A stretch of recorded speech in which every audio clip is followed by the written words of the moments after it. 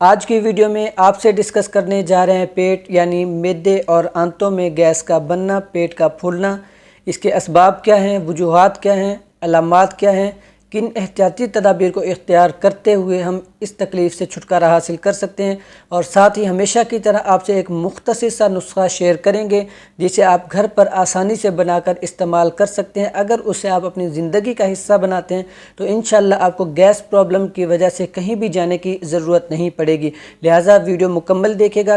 ہمارے YouTube channel فیض چشتی دواخانہ کو subscribe کر لیں، فالو کر لیں، ہمارے ساتھ اٹیچ رہیں تاکہ آپ کو اس طرح کی مفید معلومات اور مشورے ملتے رہیں۔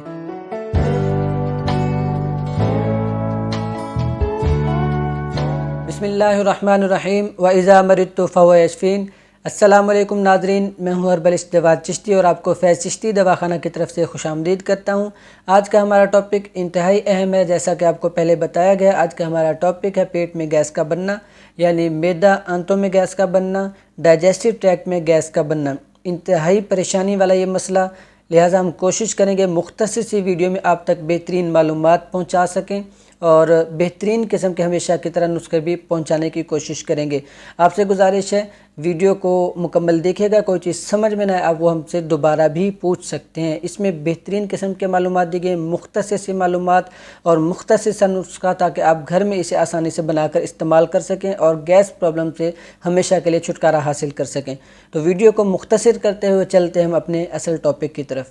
سب سے پہلے آپ سے ڈسکس کرتے ہیں کہ معدے میں گیس بننے کے اسباب کیا ہیں۔ پہلی اور مین وجہ غذا کا صحیح سے چبا کر نہ کھانا، اس کے علاوہ ضعف معدہ یعنی معدے کی کمزوری، بے وقت کا کھانا کھانا، رات کو دیر سے کھانا کھانا، کھانا کھانے کے فوراً بعد سو جانا یا فوراً بعد پانی کا بہت زیادہ استعمال کرنا، چہل قدمی نہ کرنا، ورزش نہ کرنا، مرغن غذائیں استعمال کرنا، بادی غذائیں استعمال کرنا، fast food, junk food, cold drinks وغیرہ استعمال کرنا، معدے میں سوزش ہونا، ورم ہونا، جگر میں سوزش ہونا، معدے میں تیزابیت کا ہونا، یہ ایسے اسباب ہیں جس کی وجہ سے آپ گیس پرابلم کا شکار ہو سکتے ہیں۔ اب چلتے ہیں پیٹ یا معدے میں گیس بننے کی ابتدائی علامات کی جانب۔ اگر آپ کو یہ علامات ظاہر ہوں تو فی الفور اپنا علاج شروع کیجیے تاکہ کسی بھی بڑے مسئلے سے آپ بچ سکیں۔ ناظرین، کھانا کھانے کے فوراً بعد یا 2 سے 3 گھنٹے بعد اگر آپ کا پیٹ پھولنا شروع ہو جاتا ہے، بدہضمی یا کھٹے ڈکار محسوس ہوتے ہیں تو آپ گیس کے مسئلے کا شکار ہو سکتے ہیں۔ اس کے علاوہ پیٹ میں کھچاؤ محسوس ہونا، درد محسوس ہونا، کمر کے حصوں میں کھچاؤ محسوس ہونا، معدے کے مقام کا سخت ہونا، یہ ابتدائی علامات کے طور پر ظاہر ہو سکتے ہیں۔ اس کے ساتھ ساتھ مریض کو شدید قبض بھی ہو سکتی ہے جس کی وجہ سے اس کی بھوک مر جایا کرتی ہے۔ اکثر اوقات مریض کو بخارات سر کی طرف چڑھنا شروع ہو جاتے ہیں، سر میں درد، سر چکرانا، دل ڈوبنا، اس طرح کی علامات ظاہر ہونا شروع ہو جاتی ہیں۔ اگر آپ اس طرح کے علامات محسوس کرتے ہیں تو ہم آپ سے جو نسخہ شیئر کرنے والے ہیں وہ بھی آپ استعمال کر کے اس سے بھرپور فائدہ حاصل کر سکتے ہیں۔ مختصر سی علامات آپ کے ساتھ شیئر کی گئیں، اس کے علاوہ مریض کے ساتھ کئی علامات ظاہر ہو سکتی ہیں۔ اگر آپ کو سمجھ نہ آ رہی ہو تو آپ ہمارے واٹس ایپ نمبر پر رابطہ کر کے مشورہ کر سکتے ہیں۔